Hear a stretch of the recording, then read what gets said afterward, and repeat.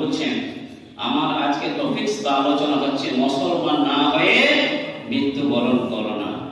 শুরুতে একটা কথা বলি ভাই, আবার বলছিলাম যে আমরা জানেন যে বিশ্ব নবীজিকে চিরতরের জন্য, মানে বিশ্ব নবীজি যতদিন বেঁচে ছিলেন তিনার কয়েকটাই চাচা ছিল, তার মধ্যে এমন একটা চাচা তাকে সারা জীবন কি করেছিলেন, দায়িত্ব দিয়ে গেছিলেন, সহযোগিতা করেছিলেন। যখন সত্য দিনের প্রচার করতে যেতেন, এখানে ওখানে তিনি অপদস্থ হতেন, লাঞ্ছিত হতেন, আর তার জন্য গায়ের স্বরূপ তিনি দাঁড়াতেন। কোন চাচা বলেন তো?